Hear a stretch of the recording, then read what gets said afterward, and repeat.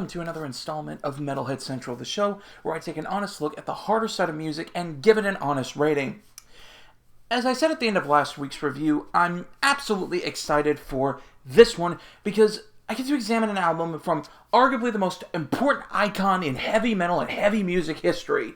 Yes, it's Ozzy Osbourne himself, and his new solo effort, Ordinary Man. It was released February 21st on Epic Records. Now, this is his first record in a decade. So, did the time off give him any rust? Or is he still at peak level? Let's find out. Now, this is a guy who's had a 50-plus year career in heavy music and is often credited with helping to invent the genre as a whole. Now, obviously metal has grown and evolved and diversified since then, but Ozzy has really stuck to his roots, and it shows, not only throughout his entire discography, but especially on this album. This album feels as if it was birthed by the 1970s, with fuzzy guitars, rather extensive solos, and Ozzy sounding more like Ozzy than ever before. There's no shortage of guest musicians on here, and the lineup is rather stacked. You've got Andrew Watt of Post Malone's band handling guitar duties, and Post himself is featured on a couple of tracks. It's no secret that the rapper is a huge fan of metal, so it's rather appropriate that he's on here. Some metalheads might take issue with that. I'm not one of them. We've also got Chad Smith of the Red Hot Chili Peppers handling drums, and Duff McKagan of Guns N' Roses playing bass. Slash and Tom Morello also add guest guitar parts on certain tracks, and Elton freaking John does guest vocals on a song. So this is definitely a who's who in the rock, metal, and yes, even rap community. As far as the album itself is concerned, it's a very enjoyable listen.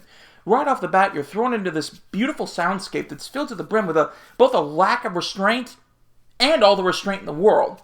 They allow themselves to be free to do what they need to do, but they never really fly off the handle with it, which is something I was impressed with.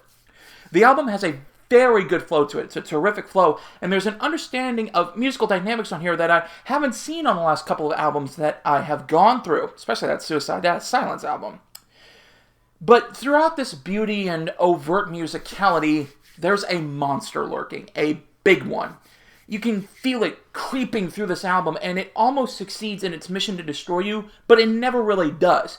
It's almost as if this depressive behemoth is halted by a bleak sense of hope at every turn. It's as if this album is in existential limbo, featuring songs that hail both the positives and the negatives of humanity. Now I believe this is an affirmation of just how talented all the musicians on this album are. It's very well written. As for the lyrics, there are some on here that are quite poignant. The title track is a beautiful ballad written about how, I guess, Ozzy doesn't want to be buried as just an ordinary man. Under the Graveyard and Straight to Hell are great in their subtlety. Not many people would see them as being anti-drug, but from everything I've read and seen, that's exactly what they are, and it plays very well. The lyricism isn't preachy, but it gets the message across in excellent fashion, and as someone who is straight edge, I really appreciate that. Now, there are some ridiculously over-the-top lyrics on here. See the tracks Eat Me and Scary Little Green Men, but for the most part, it was nicely done, and even the over-top stuff is just, it's so over the top that you just can't help but like it. Overall, I can't find really anything wrong with this album. It's a great length and it has a terrific flow to it. Nothing feels out of place, and I'm very impressed with every musician involved. As a fellow drummer, I have to give major props to Chad Smith, who's able to leave the funk-laden fields of the Peppers behind and transition into this metallic mindset very well. Every guest musician shines in their own special way, and Ozzy is definitely the frontman glue that holds everything together. The lyrics are well written, if a bit overextended in some spots, and everything comes together to create a very complete piece of art. In light of that, I'm giving Ordinary Man by Ozzy Osbourne a perfect score, a 100 out of 100 on the YPS. It's very, very deserving of that score.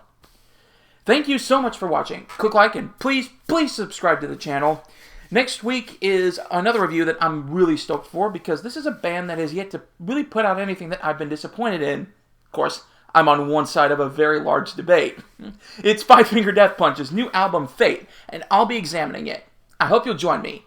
You've been watching Metalhead Central, where I give honest ratings to honest music, and I'll see y'all next time.